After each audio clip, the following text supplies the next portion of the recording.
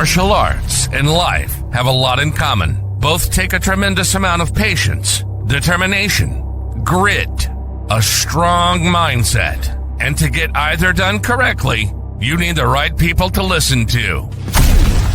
This is Beyond the Mat, the podcast where real talk meets raw insights. Get ready to dive deep into the world of martial arts, coaching, business, and health as we bring you candid conversations with professionals, coaches, authors, and entrepreneurs who are making waves beyond the confines of the dojo.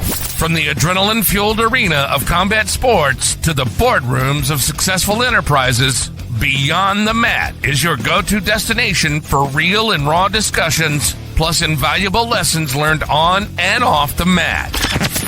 So, if you're ready to unlock the secrets to success in every aspect of your life, let's do this. Live from the Great 1-8, this is Beyond the Mat, where warriors are made and legacies are forged. Here's Mark Cox.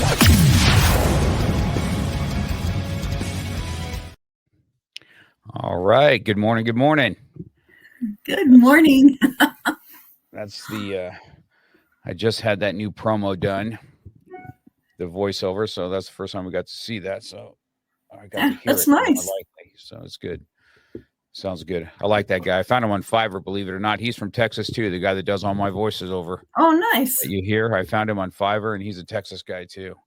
He just, he kind of gets me for sure. Well, good morning. It's, 9 o'clock here. You're in Texas time. I'm in California time. So, we're kind of in between. Those that are listening out there, if you're giving us a listen, go ahead and say hi to everybody. And with no further ado, Ms. Kirkpatrick, I'm going to go ahead and let you introduce yourself and kind of what you do. And then we're going to jump right into it. Sound good? Sounds good. I'm going to take up half your show. All right. Here we go. Yeah. So what do? I write books. I'm sorry. Go ahead. Okay. I just want to make sure we're okay. Yeah, I write books. So I'm an author. Realized I thought it was 14. I just hit 15 times award-winning international best-selling author.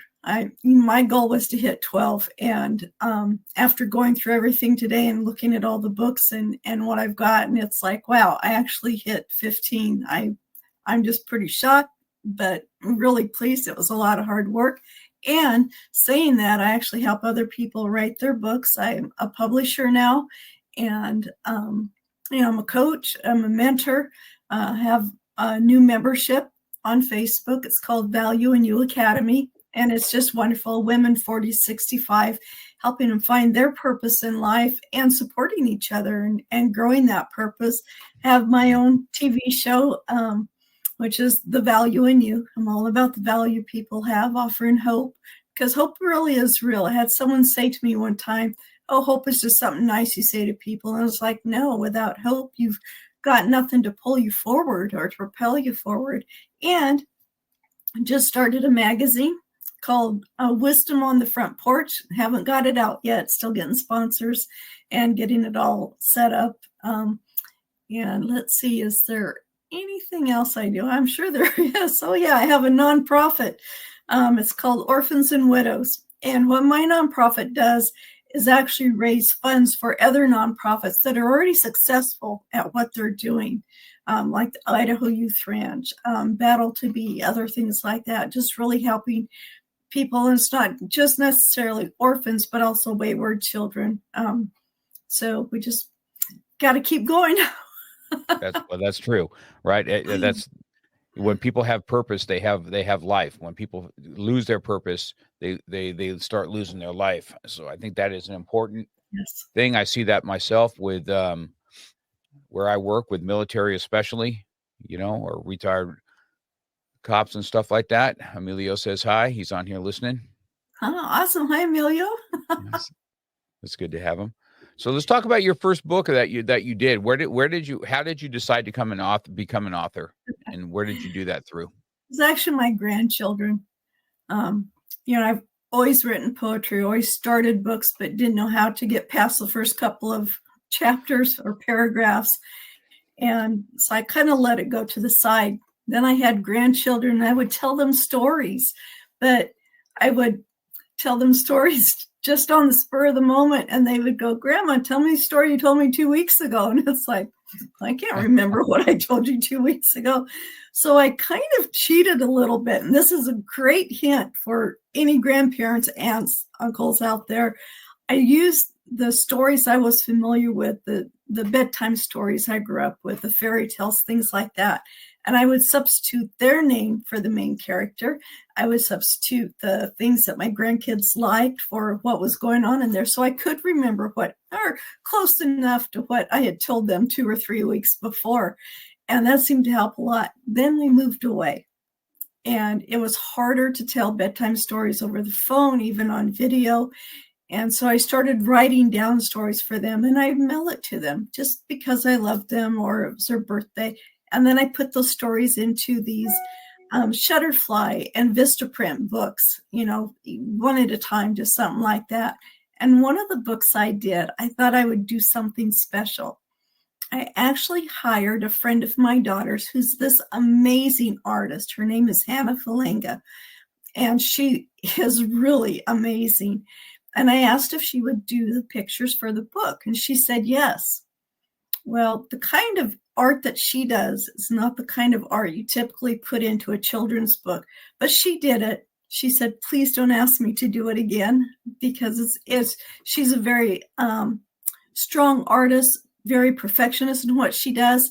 And so it was difficult for her to give these things that they were beautiful, amazing. I mean, nobody would know that she didn't like doing it. It was just amazing, but it wasn't what she's comfortable with. So I promised her I wouldn't do that. So anyways, I did that for my grandchildren. My daughter said, you have to get this published. It took her 3 years to finally get me to do that. Well, in the meantime, I thought, well, if she wants me to publish a book, I've written some others, so I'll put those on Amazon. You write your book, you published it on Amazon, and everybody's going to buy your book, right? No, it doesn't work that way at all. That's a big fat no. Yeah.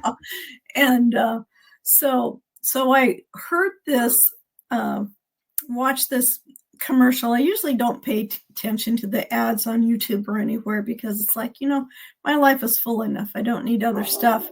But this one said, if you're hearing crickets from your books, and I thought, hearing crickets, that would be nice. I'm not even gathering dust on them.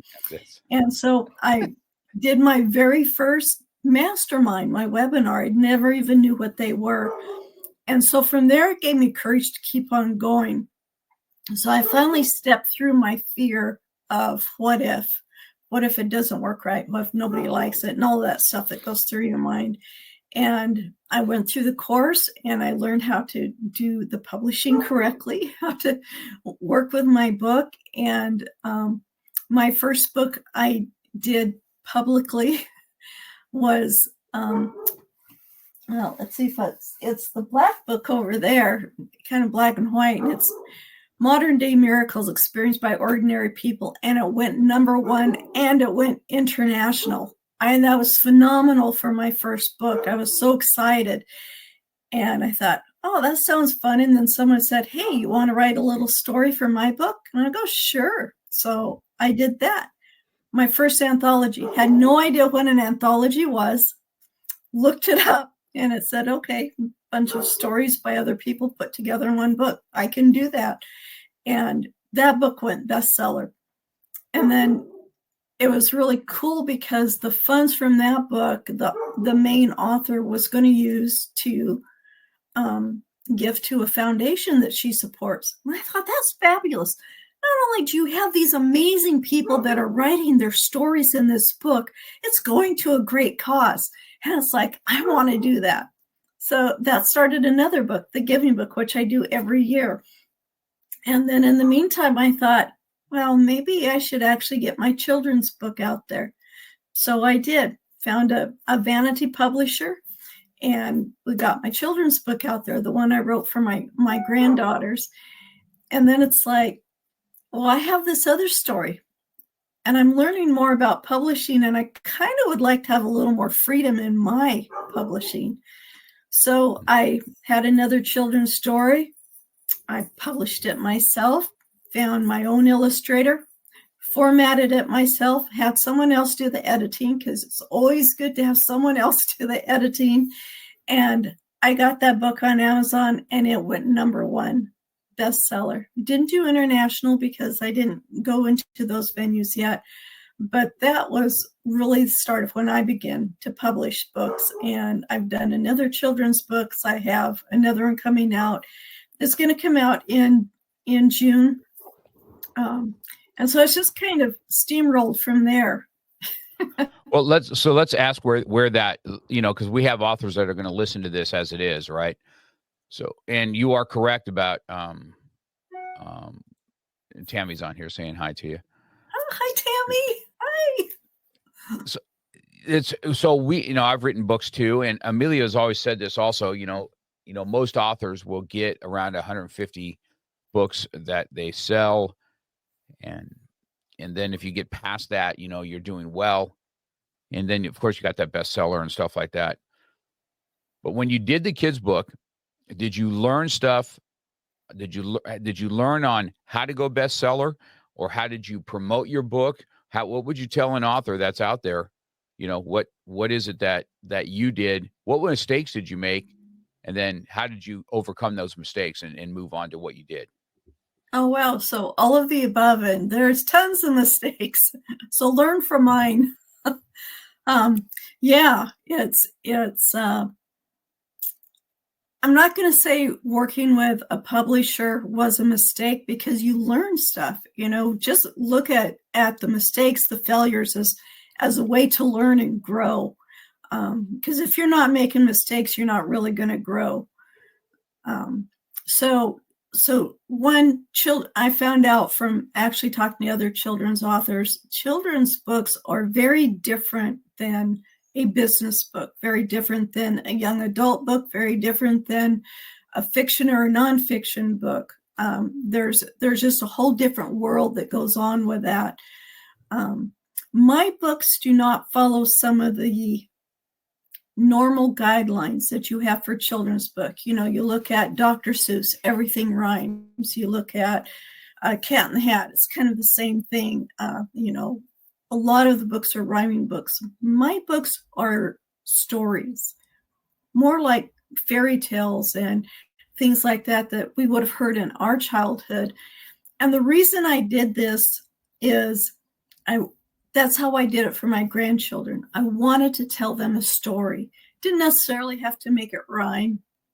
And I'm kind of going into that realm with another book, but that's really different, getting everything to rhyme and still tell the story while you're rhyming. But I wanted my books to be entertaining, something they'd want to read again and again. Not that they don't these other books, because they really do. Otherwise, they wouldn't be so popular. So I kind of approach it that way. And you have to have the images, the illustrations match the story. So the illustrations can kind of tell the story without the words, but they actually enhance each other. Hi, Daniela. It's good to see you. The fun thing about writing children's books is all the creative imagination, because kids don't have rules when it comes to imagination. Things can do anything they want to. And you can talk about things that most adults tell us not to talk about, like farts and butts and climbing trees and hanging upside down like monkeys and climbing in the clouds and jumping through rainbows. I mean, it's just an amazing thing to do with children's books. But as far as mistakes, it's, part of it is you have to learn as you go. The best thing to do is just write it the way you want it to be, and then go from there. Find someone who actually does publish children's books. That makes a big thing. And the big thing is, why do you want to write a children's book? Why do you want to publish it? Once you find out those whys, then it's a lot easier to navigate where you want to go and what you want to do with it. I think that's true. Just not just in book writing, but anything. why are you doing this? Right. Does it sound cool to do, or is there something behind it? I've wanted to dabble into a children's book myself. Okay. I've wanted to talk about bullying and how to overcome it, and how to have a kid read something where I know that they struggle with, okay, whether it's they're being made fun of in school for their looks, or maybe they're a little slow in reading. How did the martial arts overcome that? How do you overcome those insecurities, right? So that's where I've been dabbling with this. Like, how do I do this? Now we had somebody, her name it's called Jiu-Jitsu Jack. She's a girl that's in our Georgia school, and she has special needs, and her mom has wrote this book about her. Her name's Jacqueline. Awesome. And so all the artists did was use her, right? So they cartooned her, and it's her journey, with special needs, and her mom through this journey of jiu-jitsu, and they call it Jiu-Jitsu Jack. And she is, it's out there being sold. And I was like, man, I really, if people know me, I have a heart for those that can't stick up for themselves, whether it's bullying, whether it's special needs, especially because they get bullied and by adults and kids. It's just so irritating to me. Right. And so I wanted to make sure that when I'm there, I have the ability to, help those that can't help themselves out. And to believe it or not, it's even for adults, right? Yeah. That, they get just as bullied, whether it's online or whether it's anywhere else. You can just see it happening. Even in the workplace. Yeah. Yes. Right. And so I wanted to dabble with that. So maybe that's a conversation we can have one day, because I think it's right. You have to do somebody that does children's books. How do you go about write that? How is it something they're going to want to read all the time?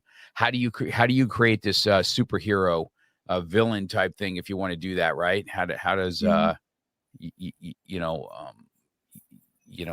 does Bully Bob get how does Bully Bob? I'm so excited for you. So I am. It's that's so when I wrote the first one, I was with Emilio. Emilio's who I wrote the first book through, and it was it is a learning experience for sure. Anybody out there, I encourage everybody to write a book though. Yeah, it's a great experience. It's tough, but it's great. Don't be afraid.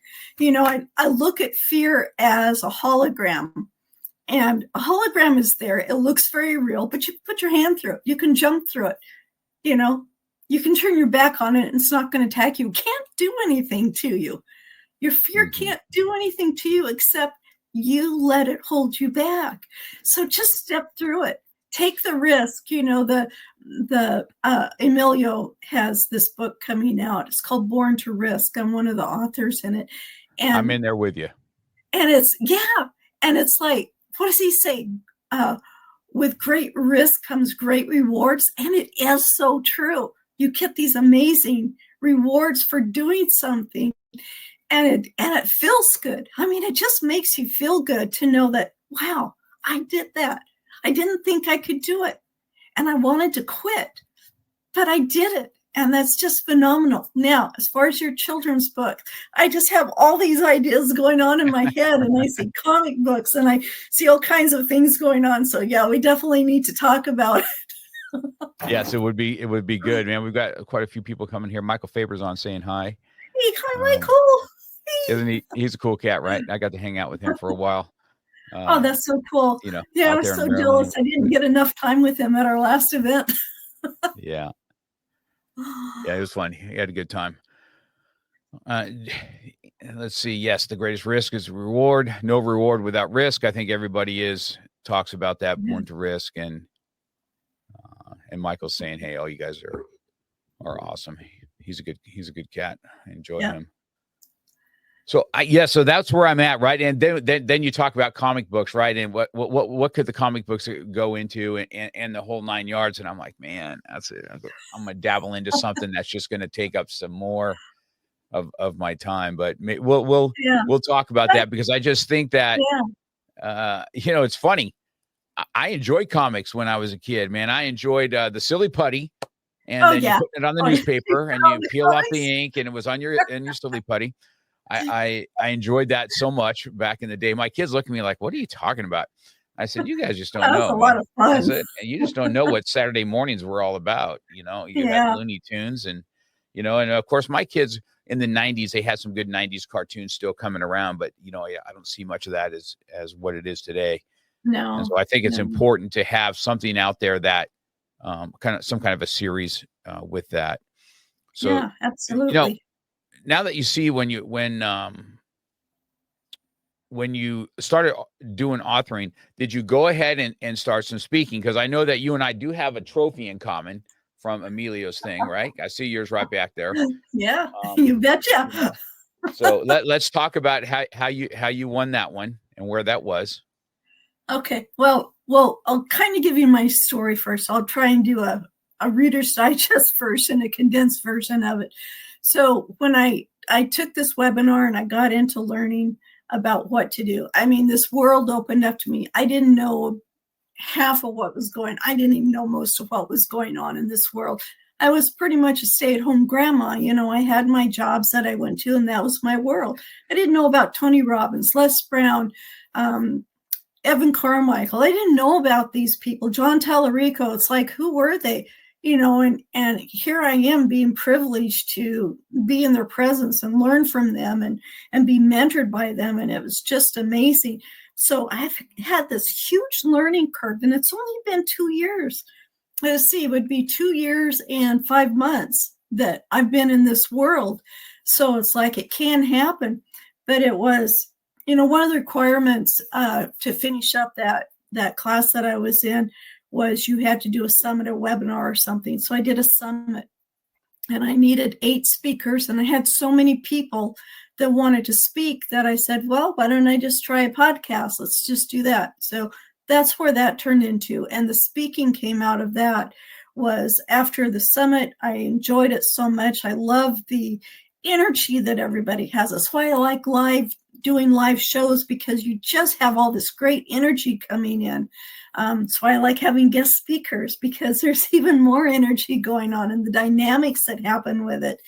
And so yeah, I got to know Daniela and Emilio, and it's like, well, hey, you want to do the speaker thing, and you want to write my book? And it's like, sure, why not? So I did that, and I didn't want to just give a speech. I didn't want to just say something just for that night. I really wanted to impact who was in the audience, even if it was just the other competitors. I wanted to leave them with something that would really add value to their life. And I think it was that drive and that motivation that helped me win. I'd never been in a speech competition before, first time ever. So getting an award was shocking to me. It's like there were so many amazing speakers. Are you kidding me? And it's like, wow. So it's like, maybe there is something inside of me that has to get out. And it kind of helped me hone in on who I was and what my real purpose was. I love writing stories, going to keep on writing. But I realized that over the last 2 years, the one thing I keep hearing people say is they don't know that they have value inside of them. They don't know that they're worthy. That was my big thing growing up. I didn't think I was worthy for anything, never enough, And so what I try to let people know is that they do have value inside them, because they're the only ones who've had to make the choices that they've had to make. And nobody else will ever be like them. Nobody ever was them, because they're living in the moment. They have to decide how they're going to act or react to the choices other people make that directly affect them. And all of that stuff that they make, all those choices and the decisions and what they do or don't do, that's their value. And that value is really what makes them worthy, not the jobs, not what they do, not what people say. It's the value inside of us that makes us worthy. And that's what makes us enough, just like we are. Yes, we can always improve on ourselves. We can always better ourselves. Nothing wrong with that. And because of all of that worthy, that value, being enough, that's how we matter in the world. You matter. You make a difference in this world because you have a way of seeing the world that only you can see. Excuse me. And that's what counts. And that's really where the hope comes from. I actually had somebody say to me, hope is just something that somebody says to be nice. And it's like, no, hope is so much more than that. Hope is pulling you out of a tough situation you're in because you know that it's going to get better. It's like taking the risk. We have the hope that there's going to be a great reward at the end of that risk. So we take the risk and we find out it's true. There's the hope that when we step through our fear, something good's going to come of it. And so you step through your fear and you go through the struggles because there's always struggles in life. If you're not struggling, it's because you're kind of being static. You're just there. So take a chance, take a step forward. Definitely for sure.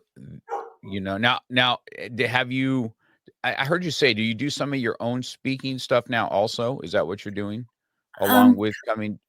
Not yet, but I'm going to start that up because I really, really love to empower people. And sometimes they just need a stage. That's with my giving book. People who write in that usually have something that they've always wanted to say, but it doesn't quite fit in with everything they've done before. So this gives them a platform to do that. Whether it's poetry or photography, something like that.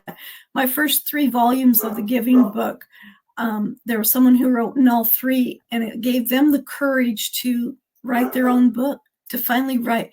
Another one was to finally write that children's book that they've always wanted to write, but they were always afraid to. And I try to make it as easy, as simple and comfortable as possible. Don't stress out about it. Just do what you enjoy. Have it come from your heart. And the first 3 volumes have just been so wonderful, such great messages. And I'm surprised that somebody in South Africa can be writing something where somebody in Illinois are writing something, and their stories work so good together. So it's just wonderful to see these great minds that don't even know each other, don't even know what each other's writing, come together in this book. And here's this amazing thing happening. I believe that to be true. I think that, when we get in a room, when we are not bombarded by negative press or we're being oppressed by and what's trying to drive a narrative, and when we really get in a room together, you find out very quickly that even different on the political screen, but not people aren't what people portray to be. Yeah. Most people want to have. Most people are good people, and I tell this in my self-defense classes. Most people are really good people. That's why really good people have a hard time sometimes taking martial arts, because you have to go to another side. You have to flip your switch in order to be able to defend yourself. And I tell them, I said, it's a struggle, right? Because a lot of people don't like hitting other people because they're good people. But when bad people come, you got to be able to flip a switch. Yeah. And I tell them that all the time. I said, we're not really here to defend ourselves against good people. We're here to defend ourselves. We're here to defend good people from bad people. So it's such a turnaround on what that is. But I do know this. I know that my book, when I first did it, it was and I'll tell you, it was very daunting, and I had a really hard time with understanding how to write it. Emilio kind of coached me through some of that stuff, and then got a writer that helped me. Right, so we would meet every week, and I would tell my stories to her, and then she kind of helped me. And I was like, okay, I can do this. Then the anthologies came around, and I got a love-hate relationship with anthologies. Me too.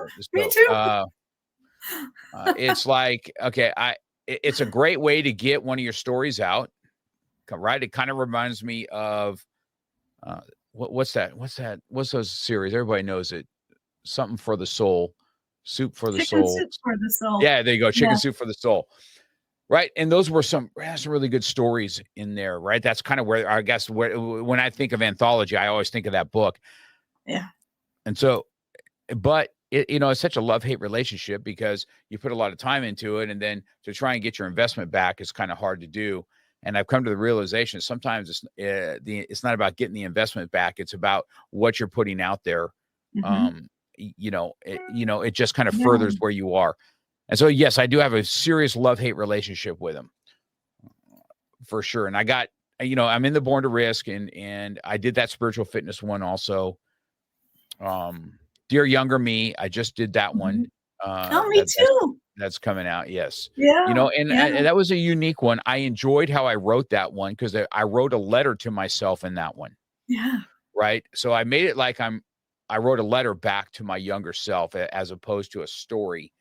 And I thought that was a good catch. I wanted to do something a little bit different. Yeah. Where I, my struggles in life when I was I was always competitive, but I always didn't have this. I didn't have somebody kind of push me from behind. And I Right. was in my 20s when I found martial arts. That kind of helped me push me over that edge. Nice. So I wanted to talk about that on I'm unique at, being a martial artist is a unique thing, right? People are kind of intrigued by black belts. When you say you're a black belt in something, that for some reason it intrigues them, whether it's Hollywood or, they think first thing they think about Bruce Lee, or the first thing they think is, gosh, you must be able to kick someone's ass, or two, you must have some serious discipline. I mean, that's what I hear about all the time. And there's so much more to it. That's why even my podcast is just like this, just having people like you on the mat is a unique thing, that it's a physical thing for us, but your mat is a little bit different. Your life's a little bit different, but what's beyond it is no different. And what can you learn from these things that you've done in your life? And how do you take it to the next level to help somebody else? And as you get older, I was once the pit bull, to now I'm kind of the junkyard dog, right? I'm the old junkyard dog that still has one fight in him if needed. And I've trained all these young kids up that are way better than I ever was. And so it's always fun to see that, including my own sons. And when I look back on what you're talking about purpose and how the speaking and how they kind of correlate, once I did the book, and I tried, I'm super competitive, right? And I did a bunch of these with Emilio. He knows it too, that I did some of these speaking competition. When it becomes a competition, I was like, man, and it was hard for me to, first it was, and then I won it on Zoom, and I told him I will never do a virtual speaking contest again. And I said, I'm adamant on that, because you don't have the same energy as you do in the live room. Yeah. And I said, agree I'm not with doing that. it. I said, I'm not doing that anymore, man. It's a waste. It's a waste of money. I'm not doing it. And I wouldn't do it. This last one, I'd already lost 3 or 4 times. I said, I'm not doing it. And then what's he do? Sends Daniela on me. Right. It's easy for me to tell Emilio no. I have no problem doing that. And Doc's on there. So I said, it's easy to tell Emilio no, but Daniela not so much. And so I did this last one, and that's the one that I won, right? And I did it virtually, which is a hard thing for real. Look at Daniela laughing. Whatever, dog. Yeah. So but the impact of it was, it's now kind of spilled over to some other people, because I just didn't give up on it, I guess is what I was trying to say. I hate all the yeah, he sent out the big guns. That's right. Yeah, he did that. That was not fair. That's unfair. I'm a big tough dude, and then you get women have a different kind of take on things. So they that's right. they pull your strings a little bit different. It sucks.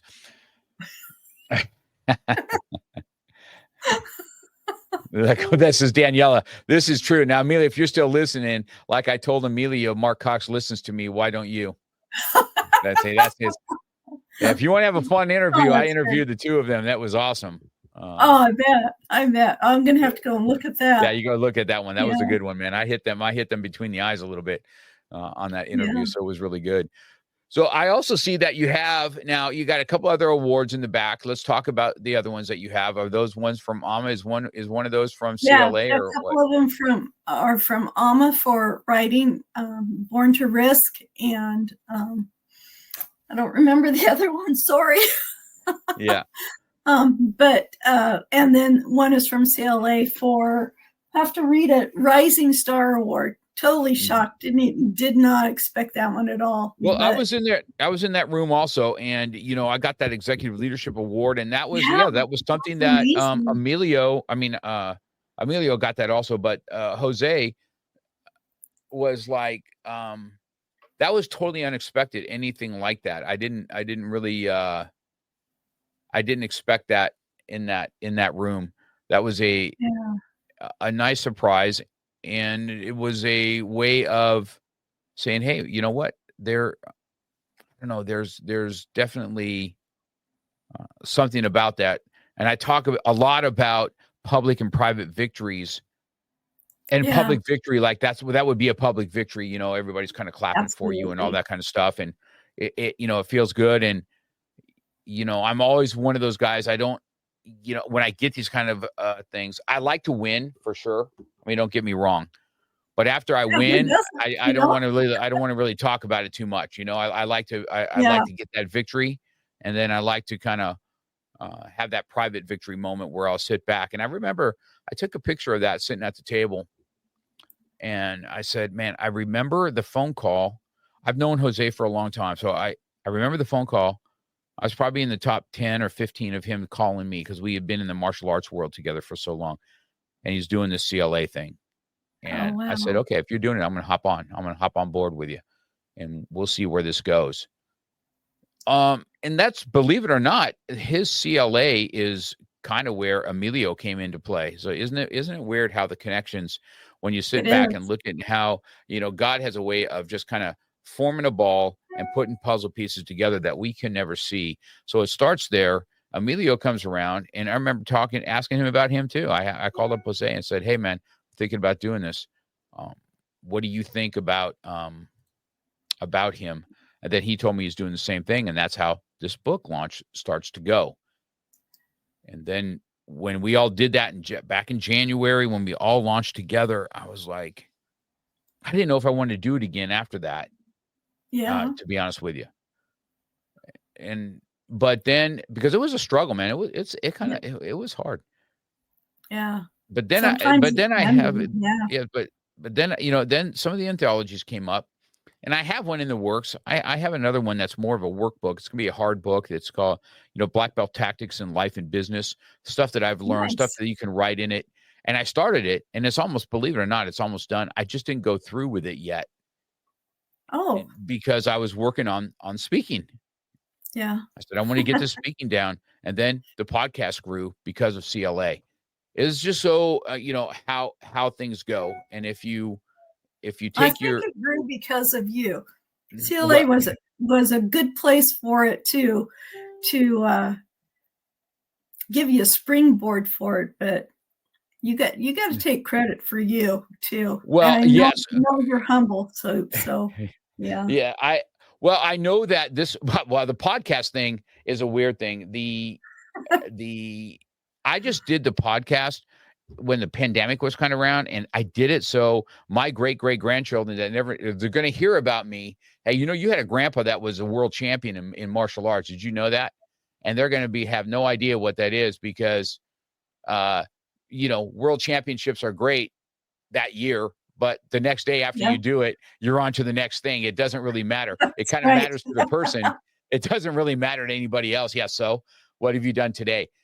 And so I wanted to have something that they can go back on and say, hey, this is my grandfather. This is my great-great-grandfather. This is how he thought. This is how he was. Look at how he was. Look how he lived his life. And I did it actually for a legacy. Then all of a sudden, being an author came into play, and I'm like, I get to meet all these new type of people. It's a different type of fighter, right? And all these authors are different type of fighters. Either they're fighting something mentally, they're fighting something physically. And I was like, wow, this has been awesome. Then what came around? Entrepreneurs. All these guys that are getting out there, getting after it. All these guys that have you got the CLA, and you got Michael Faber, and you got Emilio Zama. You got all these guys. And then all of a sudden, I have access to all these people that with these, Daniela, she takes me off my game. So because you trusted Emilio, you gained an event wife, which is true. So the last event, I was like, she was like, I said, man, she is my event wife, man. She's freaking awesome. I have a cup of coffee. What do you want? I got to get Emilio something. You want something? It was awesome. I got spoiled up in there. That's cool. I have a question for you, Mark. I'm going to interrupt you. I'm going to actually interview you just a little bit. Okay, go ahead. Ask me a question. Your story for Born to Risk, did you find some things about yourself that were kind of surprising you, that were a little bit hard to talk about? But when you wrote that letter, was it like, wow? Oh, you talking about not Born to Risk? You're talking about Dear Younger Me. Oh, so yes, I'm sorry, Dear Younger Me. So when I wrote the letter to myself, yes, there was very hard times. Yeah. There were super hard times. Too. Yeah. I went with a different approach.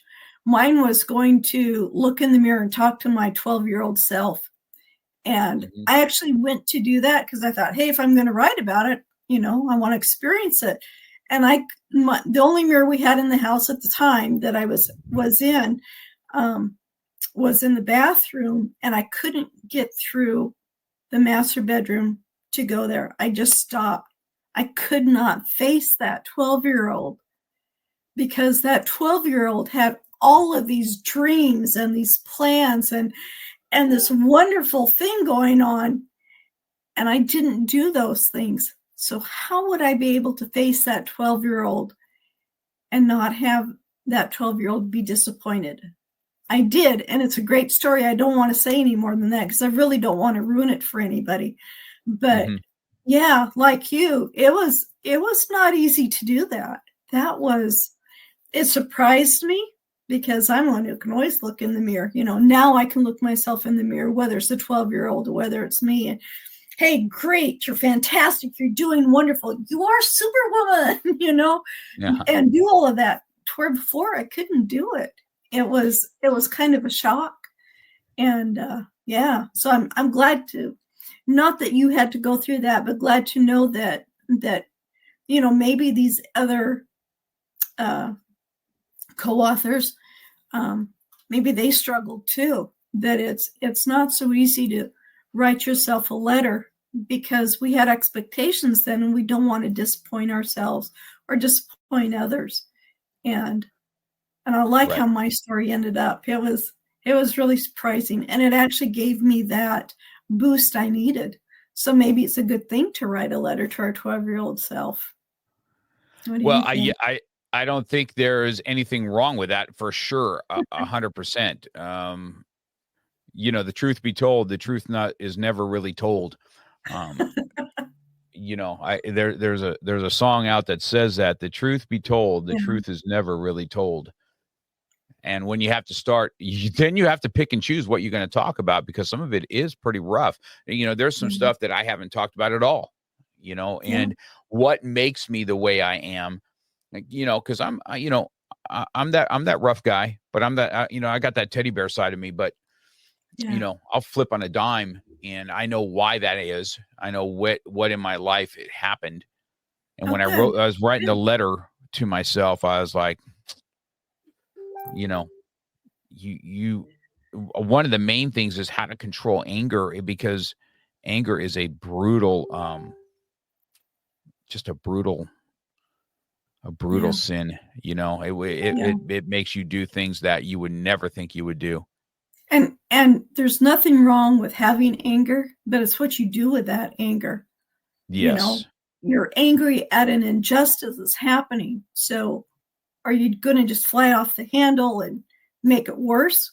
Or are you going to harness that anger and use it to make something right that's been wrong? Or are you going to take it and say, you know what, I acknowledge that you're there, but you're not appropriate here. This is not a place for you, so you need to leave. You know, how you deal with it makes a huge difference. And you have to acknowledge it.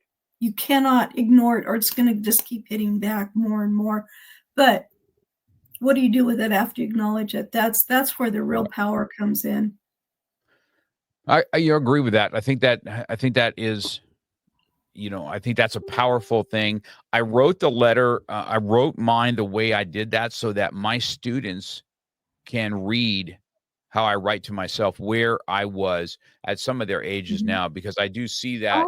I see their struggles even now at their young age. This is Big Ray. If you guys don't know Ray, if you guys are listening, he's the one that does a lot of my tattoos. Awesome. Yeah, hey Ray, we need to talk. He's an awesome artist himself. You know what I mean? Yeah. I think you have to be. I think that anger and negative emotions can be turned around. It's a choice. That's true, a choice. You're right about it. It's a choice. And sometimes I choose just to be mad. So, you know what I mean? There you go. Yeah. And then Michael said something earlier, and we didn't get a chance to acknowledge him. But hi, Michael. I'm glad you're here. He says he's new to Connected Leaders Academy. Did I miss a Michael? Oh, my gosh. Oh, Michael Duffy. Is that who you're talking about? Yeah, I think so. Oh, there he is. He is there live. Hey, Mike, I'm sorry about that. There you are. I went back on there. I thought I put that up, but I didn't. I'm sorry about that. But thanks for tuning in, man. It's awesome. It's been very active here today. Well, here's the thing. I was looking at your Facebook the other day, and I called up Danielle and Emilio and said, hey, I'm getting ready to interview her. And it shows that you got a good 8,000 followers anyway. So it's obviously something you've impacted a lot of people's lives for sure. Oh, I plan on keep doing that. That's based there's nothing better. And you probably agree with this, with all that you're doing, both with your martial arts, your books now, and your podcast, is there is nothing better than knowing that something you did, the value you gave into somebody else, is helping them reach what they want to do, reach their goal, to feel better about themselves. And that's just energizing, motivational. I don't know what you want to call it. That's where the real power is seeing somebody who maybe was afraid, or maybe thought, I can't do it. That's not me. And it's like, why not? That was something that I got. I went to New York, never ever wanted to go to New York, didn't know anything about it, didn't know where anything was. I don't know the difference between Manhattan and New York City and all of that. I don't know how it all works. And I went by myself to a place I had no idea where I was going. It was terrifying, but yet it was like, why not? Let's go do it. And while I'm there, we're walking by Carnegie Hall, and I went to Tiffany's, and all of a sudden I'm at Carnegie Hall, and it's just like, the old V8 commercials where you go, oh, wow, I'm at Carnegie Hall. I am at Carnegie Hall in New York City. And it's like, I always wanted to play piano there. Why haven't I ever done it? I'm 65 years old. I don't mind telling my age. I'm 65 years old. Why didn't I ever go play at Carnegie Hall? And I couldn't answer my question. Sometimes that happens. We get this thing that's in our heads, like, well, what's stopping me? Why can't I do it? Why haven't I done it? Why aren't I writing this book, or whatever it is? Why aren't I, dancing? Who knows what it is? Well, that's going through my mind. Kind of put it on the back burner. We go through, we have dinner, everybody's together, and we're doing things. We're joining our walk, and I get back to the hotel, and I'm getting dressed for the night. All of a sudden it hits me. I know why. I always heard growing up, that is for other people, not me. And I'm like, why not? There it is. Why isn't it for me? And it's like, well, it is. It is. I didn't fly on Pan Am because that was for other people. I never flew the Conair because that was for other people. didn't go diving or take martial arts when I was younger because, well, that's for other people. And it's like, how awful to have that. And it's not that my parents didn't know what they were saying, but that was their belief. It's, oh, that's for other people, not us. And how sad, it wasn't until my parents were older that, well, especially my mom, that she started doing some things that she realized she could do. And my dad was this amazing artist. I am not an amazing artist by no means. My dad was, and he never had the encouragement growing up to do anything, to set it out. But as he got older, he started making these things out of metal and taking old farm machinery, turning them to these beautiful, beautiful gates. And it was just wonderful. But it was, he came from a very tough childhood. That's all I'm going to say on that right now. And my mom was very insecure. It's kind of weird that the two of them matched up together, but it is what it is. So now, saying that, now I've got an event coming up in Carnegie Hall where I will play piano. Plus, I've got other artists that are going to be there. It's so exciting. I'm really excited for it. I'm looking for sponsors. Hint, if anybody's out there. Ray says he can relate to that for sure. I think a lot of people can relate to that. I remember when I first started competing, when I first saw what this guy was doing, I said, man, I'm going to do that. I'm going to win a world championship doing that.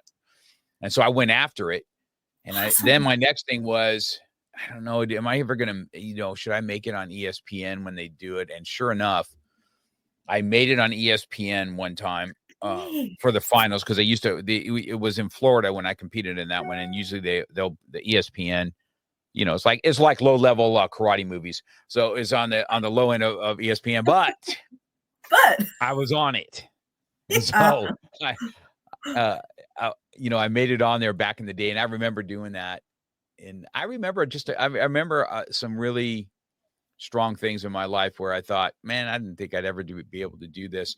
Where I thought when I first started martial arts and I fell in love with it, and then about blue belt level, I said, man, I'm going to own a school one day. And I mean to tell you, everybody told me I would not do it. Everybody. And I said, oh no. I said, Daniela, like, wow, ESPN. I know it sounds really awesome, Daniela. Don't get it. It's one of those midnight ESPN. I got to fill in a spot. So we'll watch this. It's like I was on the Today Show. So, you know what I mean? It sounds really good. I was on ESPN breaking bricks. It was at 2:00 in the morning, but I was on. Who cares? You were there. You did it. But I anyways, remember everybody was telling you weren't going to do it. I can't imagine that kind of negativity. For me, I would have quit.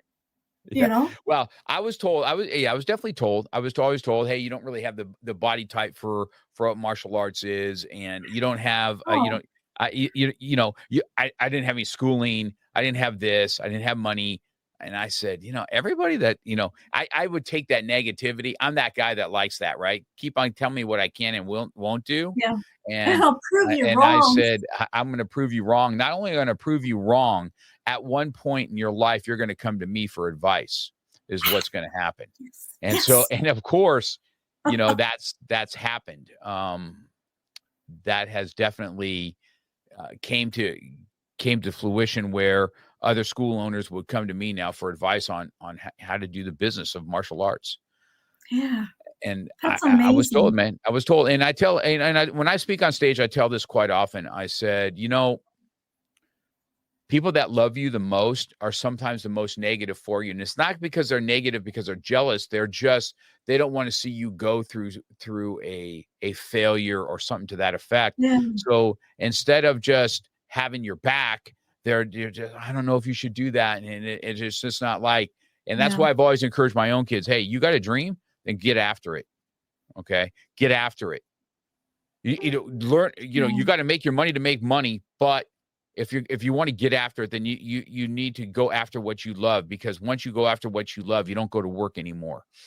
You know what I mean? Yeah. You enjoy life then. Yeah. Your love is is either, what mine is on the mat, that's where I like to be, and I get to do it. So I for sure like that. And I like listening to what you have to say. And then when you say that you're going to be playing a piano in Carnegie Hall, I mean, think about that, right? Think about that. When you do it, it's going to be awesome, right? Because I know that as I've gotten older, there's other stuff that I want to do, because I'm right behind you. I'm 63. And all right. And so and I've told everybody, they ask me quite often, because I did 22 rounds on my 63rd birthday, 22 3-minute rounds with all my students, right? I rolled with them all, and my instructor at the end. And it was a fun day. But I tell everybody that, because if people ask me, they say, I don't know how you do it at 63. I said, I'm going to tell you something. I remember this. I remember when I turned 50 and I thought the world was stopping.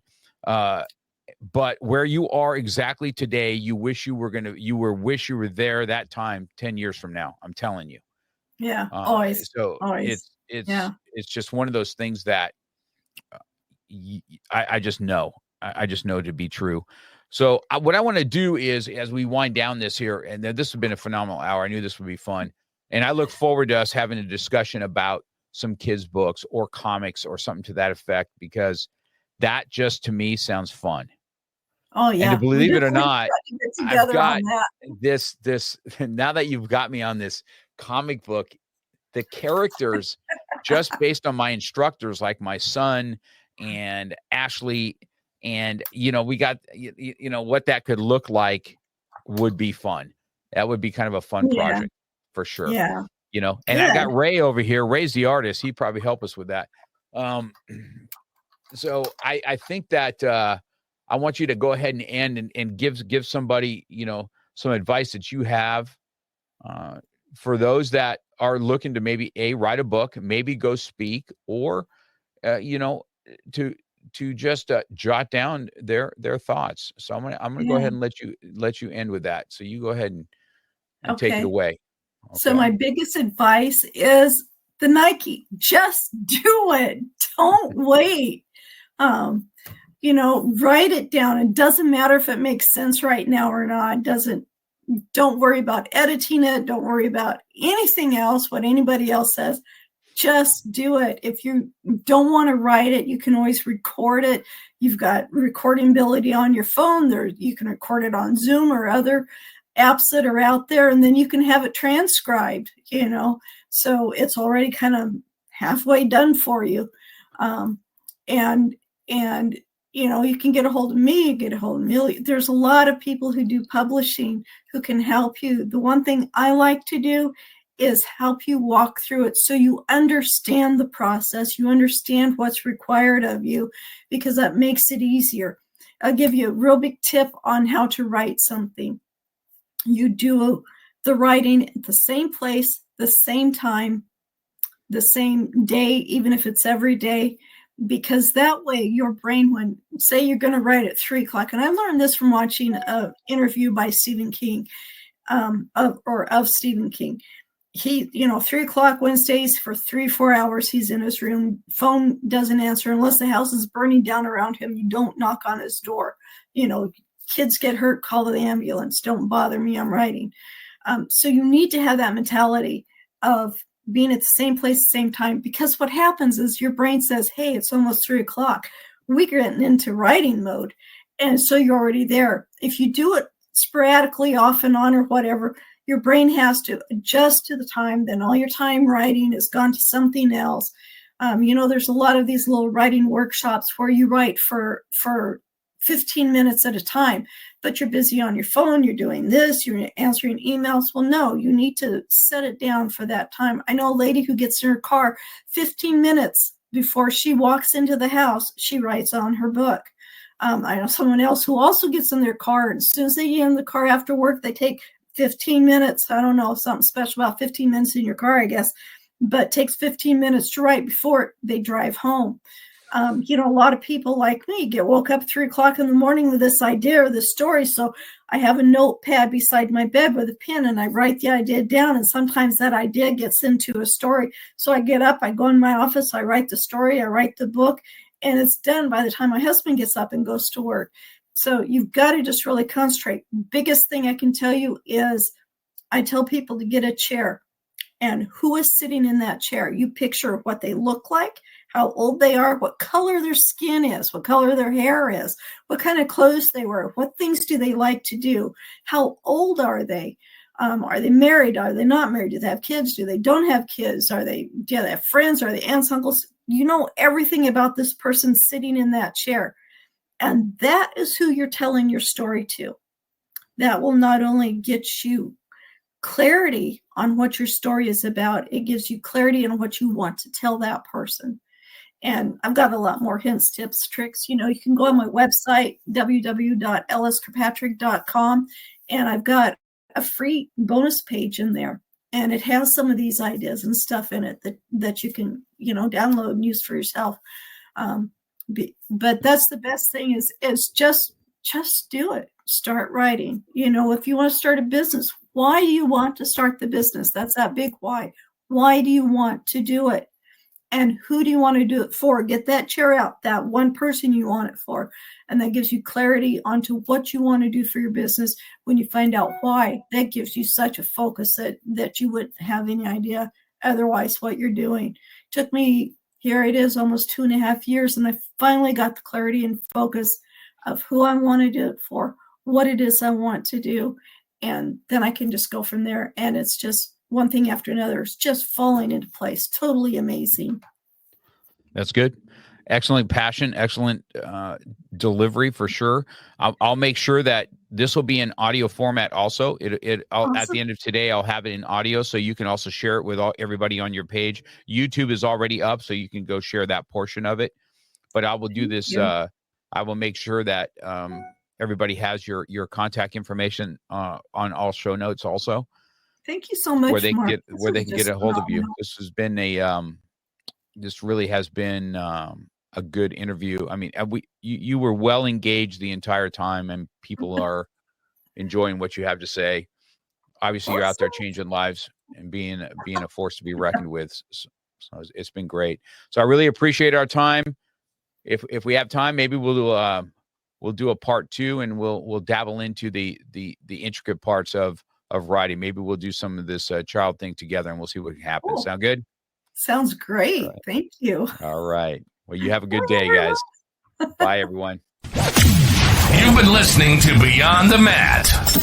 Our passion is martial arts, and that branches off to coaching, business, and health. So we think it's important to sit down with professionals, coaches, authors, entrepreneurs, anyone who's making waves beyond the confines of the dojo. Thanks for coming over. We'll be back soon. But in the meantime, hit the website at markcox.com and hit us up on Facebook, Instagram, and YouTube at Beyond the Mat Podcast. Find the show on Spotify and Apple. Beyond the Mat. Till next time, keep it real.